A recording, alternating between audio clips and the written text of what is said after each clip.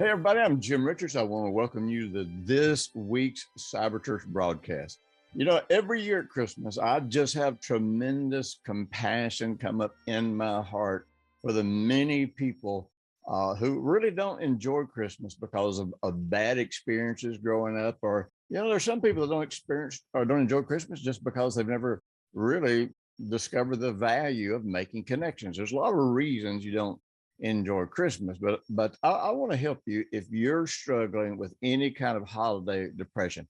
Now, I'm telling you what, one of the greatest battles I had to fight because I faced it every year for decades was holiday depression. Before I came to Jesus, I would start drinking and drugging about October so that I could skip past Thanksgiving and Christmas and sometimes even past Valentine's Day, and I'd sober up, about May. And I'm telling you, it was just a horrible struggle for you every year. Your situation may be worse than mine. Your struggles may be way more out of control than mine were, or they may be a lot less. But it doesn't matter where you are on this spectrum of depression or sadness or sorrow, or however you would want to qualify it. Man, I don't want you to stay there. God don't want you to stay there. You do not need to stay there. By the way, let me mention this, and I'll probably mention this again, but every year I have a series, I think it's 3 messages called Creating Happy Holidays. And it goes into a lot of detail about the things that I did and the steps that I took to actually come out of that holiday depression. Now, I want you to know it is still, Christmas is still not a big exciting thing for me, but it is an enjoyable thing for me. And my issues that I face now that I think I have under control, they're not really related to Christmas. Many of you have heard my story. You heard me talk about this, how that growing up, I had an alcoholic father, and then when my and he was pretty violent. And when my mother remarried, she married a man that turned out to be more violent than my father. So the thing that we faced at every holidays, number one, we never had money at holidays because whether it was my stepfather or my father, they would drink up every penny of money that we had. And so Christmases were pretty slim. And my mother worked really hard to try to uh, help us have some kind of enjoyable Christmas. And, I can remember the one Christmas in my life that I actually enjoyed was the Christmas between my father leaving and my mother getting remarried. And I'm telling you, it was so wonderful not to have all this chaos and strife going on. Because basically, what would happen would be every Christmas, the drinking would start. And at some point in any get together, it was just a matter of time before these redneck relatives of mine, they would all end up in a fight and beating on each other, cussing each other. It would just be horrible. Sometimes there'd be blood all over the floor and all that kind of stuff after it was over because of the incredible violence. And then another thing about Christmas that I deeply dislike, and that is spending time with relatives that I didn't know. They didn't know me. Many of them I did not like. Many of my father's relatives, they hated us because my dad had been married before, and they came from a Church of Christ background. And so in their eyes, he was going to go to hell because he got married again, and they blamed my mother for that. And so there was never goodwill between hardly any of my relatives that were very far away. Of course, the one bright light, many of you heard talk about my life, was my uncle. He was always a good influence when he came around. And of course, then there was my grandmother that I lived with on and off, and she was mentally disturbed, and that would probably hurt all of her kids and grandkids that are still alive. It probably hurt their feelings, but I lived with her. She was emotionally and mentally unstable, but she did a lot of good things for us. And so there was an effort. But once you go through enough pain, once you go through enough disappointments, eventually it just does something in your heart where you're always expecting something to go wrong. And like I say, I despise being around people that I don't know and that I don't like, and trying to share intimate moments with them. So, for me, there were several challenges wrapped up in this thing. And so, Brenda and I get married, and Brenda loves Christmas. And I'm thankful that she did, because, Brenda put an incredible amount of effort into making sure that our children, our family, and eventually our friends could have a really, really good Christmas. Now, um, many of you have seen the video. You can go on YouTube and see the video. I don't know. I don't remember what it's entitled, but years ago, we just walked around here with a phone, and we videoed all the decorations that Brenda did inside. And man, we have had hundreds and hundreds of people watch that, and we've had a lot of people get inspired and turn their homes into a more pleasant place. So Brenda really was a key factor in helping me get out of this horrible mentality that I had for Christmas. But anyhow, even though she put forth this effort, I still want you to know that there were still incredible struggles. When we first got married, I didn't get drunk anymore because I was a believer and I was a minister. But at the same time, I really, really struggled through Christmas.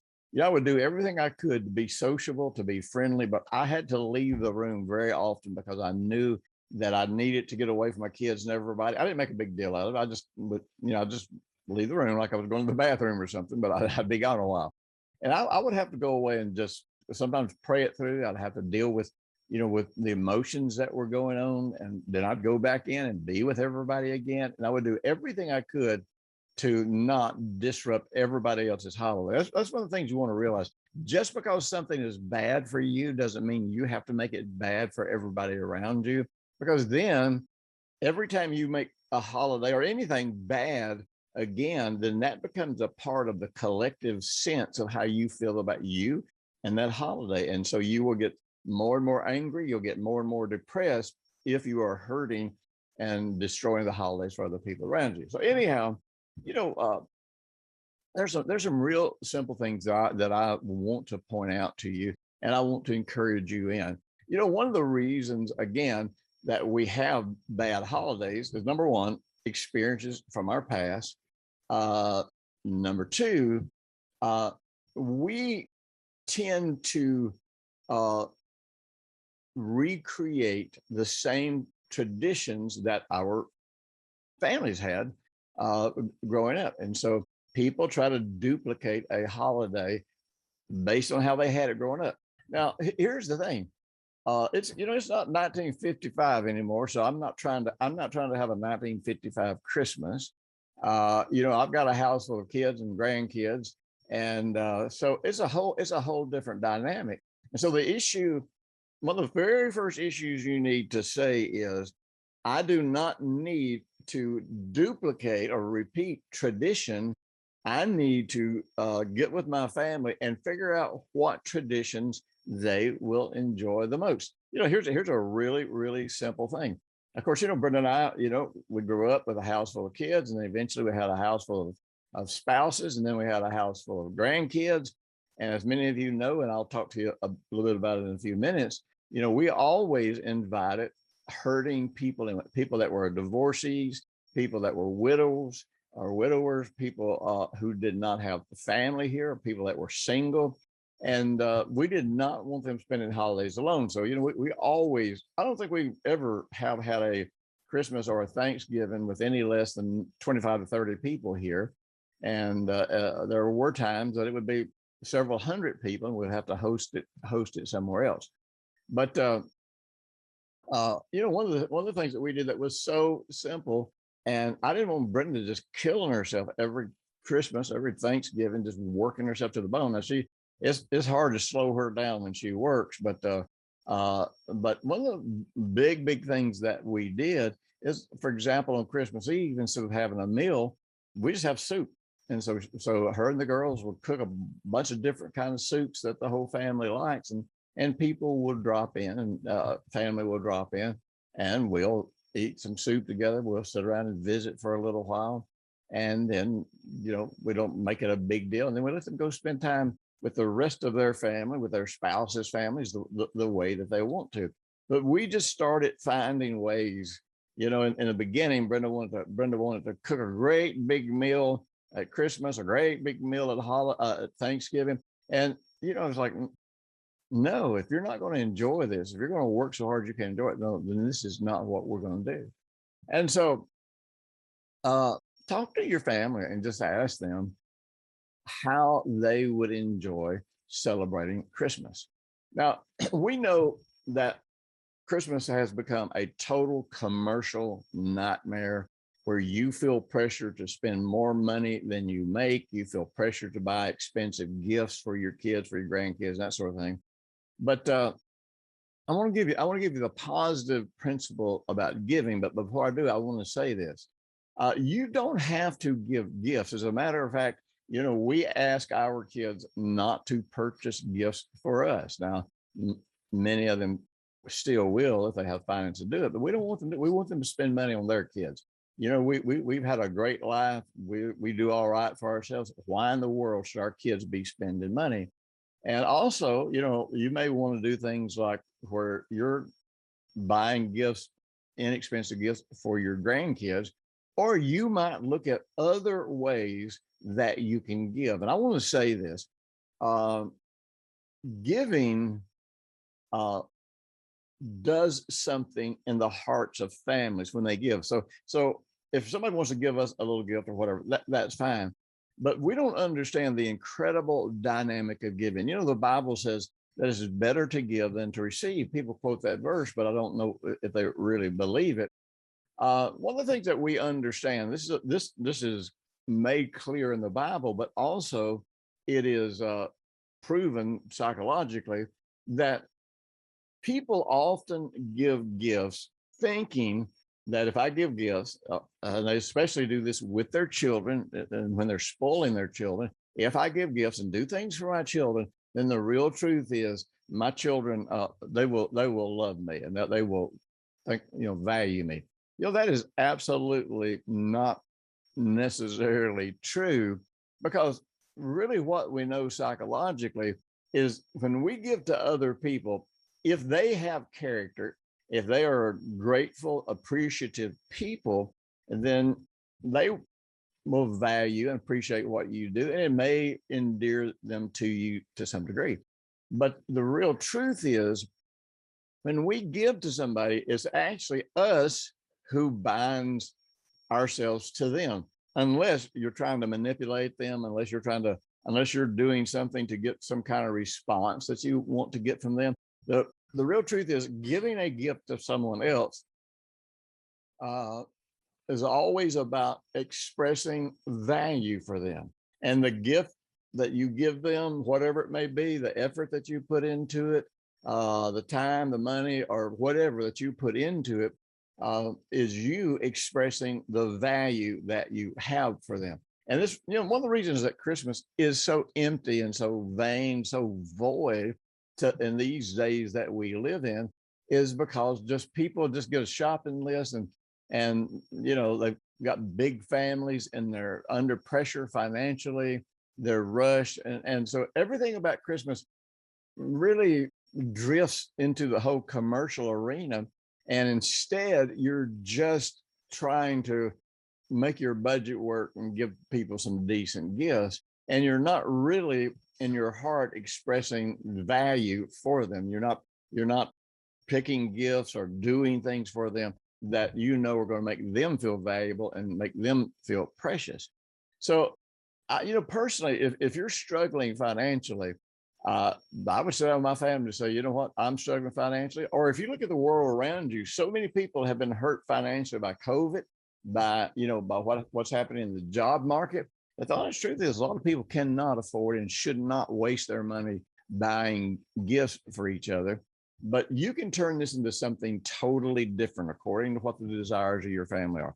Just get together, have a covered dish, let everybody bring something, whatever it is that can bring you together, and you all can express value for each other, spend some meaningful time together. And and you can turn this into something great. And when you do things for other people, uh, where you're seeking to express value, I'm telling you, it changes how you connect to them, how you feel about them. Now, if you ever mix manipulation in there where you're giving to get a response, I got news for you. That always leads to feelings of rejection and self doubt and anger and frustration and all those kinds of things. But turn this into a time of actually expressing value for people. That's what love is. The word love in the Bible, the most significant expression of love in the Bible is to have value for someone, to consider them precious, and to hold them in a high regard, and then to find some way to express that to them. If you're not expressing that value, if you're not expressing the high regard you have for them or how precious they are to you, then the real truth is it's of no benefit to them. Is that certainly of no benefit to you? Now, some of you have heard me tell the story about a lady, great lady. Brenda and I used to stay with her in Neverville, Canada, when we would go up. She was part of the Claire Brown's family, and Claire was a great friend of mine, and still, so I never get to haven't seen him in years because I don't travel, I don't go to Canada anymore. But anyhow, when his mother lost her husband, she really struggled with depression, and she went to see a psychologist and get some counseling, and she was in her 70s already. And one of the things that he did, he said, "I want you to go home. I want you to." He found out something she'd like to do, and she was a really good cook. He said, "I want you to go home, and I want you to start baking cookies and taking them down to the senior center." Now, she was as old or older than a lot of these people in the senior center, but she was very healthy. She was a very robust woman. And so it really made her mad. She thought she'd wasted her money to go get this counseling, and he wanted her to go make cookies. But finally, she said, "You know what? I paid this guy $75 to go talk to him, so I'm at least going to try it once." Well, the amazing thing was she began to pull out of her depression, which brings me to one of the very next steps, and that is start doing things for other people. Depression, and I'm not trying to beat you up and make you feel bad, but in depression, we start becoming pensive. We start rethinking reasons why we feel sorry for ourselves, reasons why our life is not working. I mean, a lot of them are legitimate, a lot of them are not legitimate.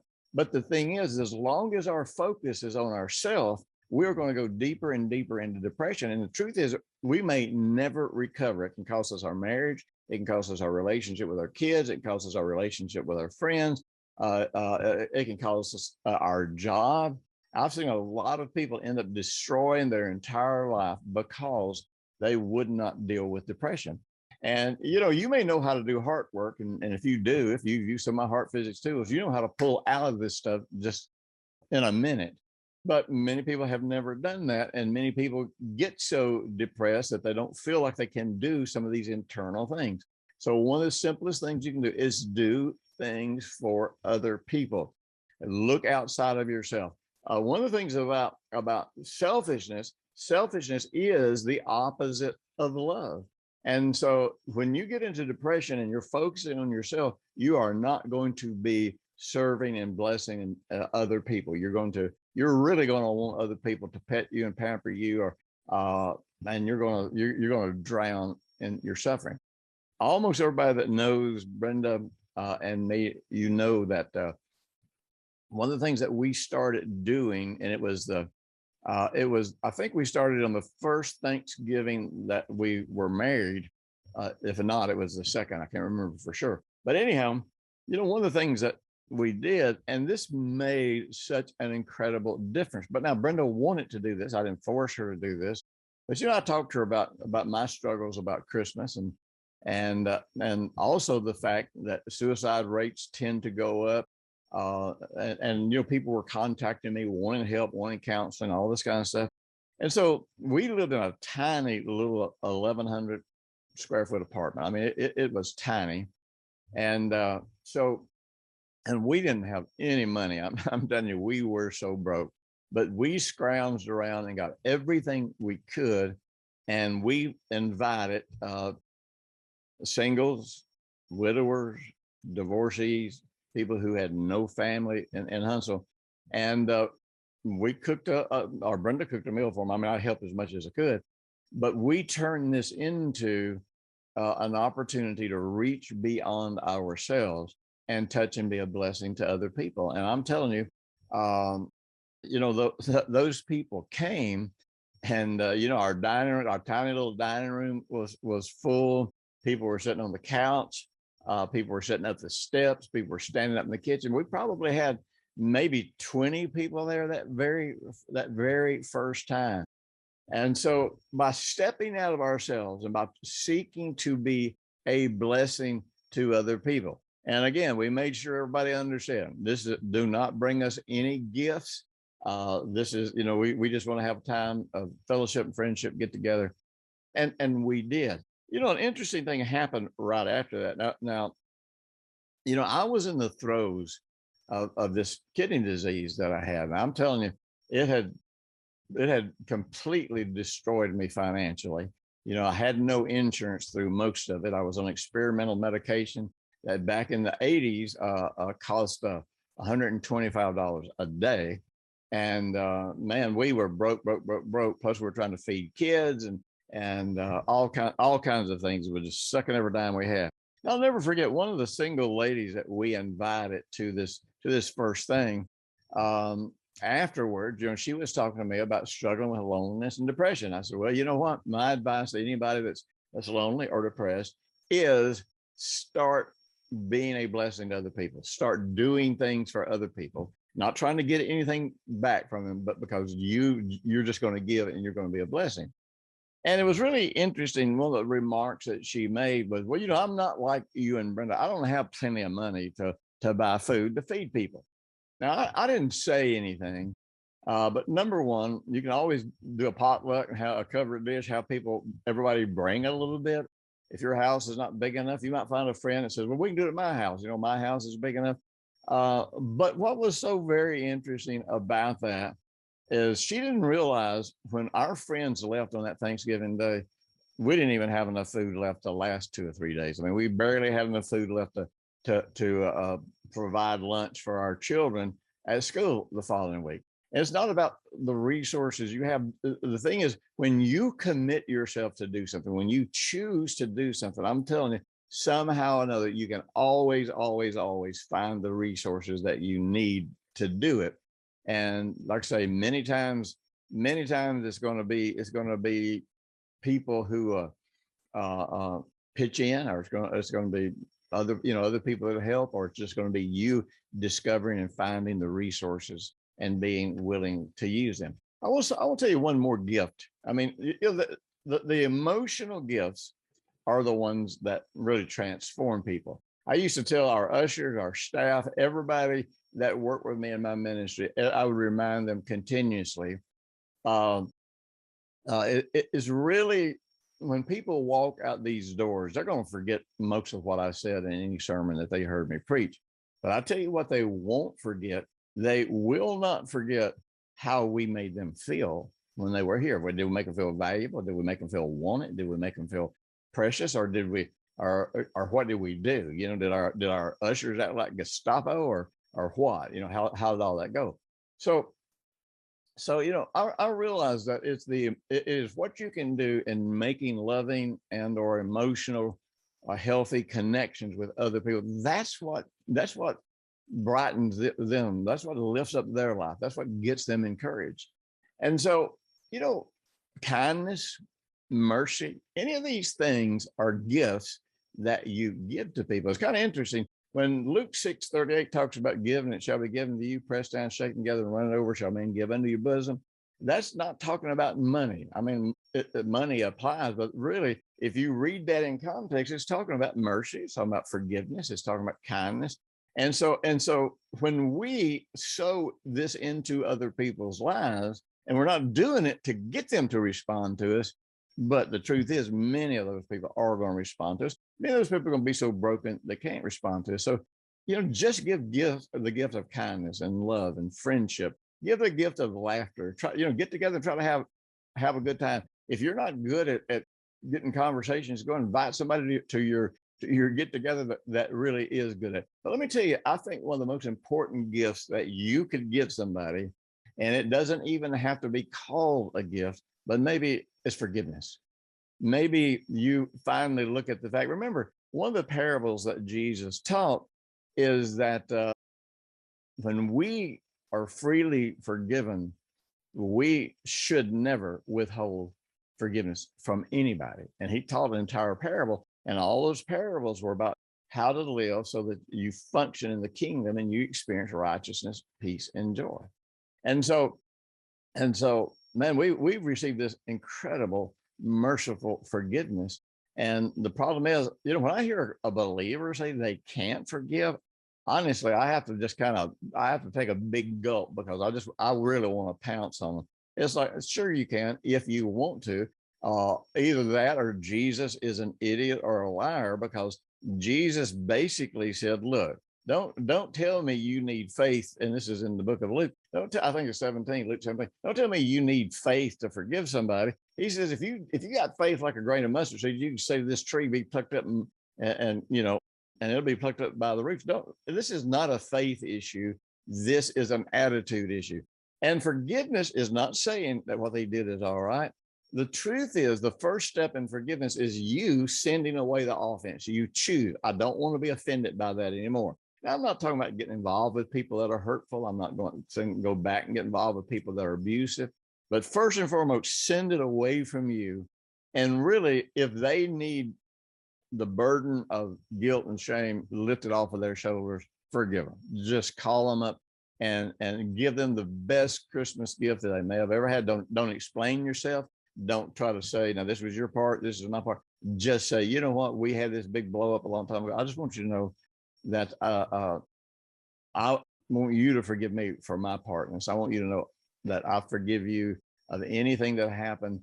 And because sometimes people don't really realize they need to get forgiven. But can you imagine maybe some of the places where you have hurt people in the past, you've done them wrong, and they were to call you and say, you know what, I prayed this through. I just want to forgive you. I want you to experience the goodness of God.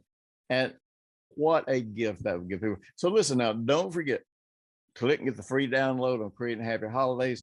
And if you're struggling with emotional depression, sorrow, sadness, I go to my website. I've got all kinds of free videos. Plus, I've got hundreds of audio series that will teach you how to walk through these emotional issues in a way that is incredibly, incredibly easy and brings incredible victory. So you decide you're going to have a great holiday, and then you invest in yourself and in other people and find the way that's going to work for you and your family to make it happen. Listen, God bless you. I'll be talking to you again next week, and you don't want to miss it.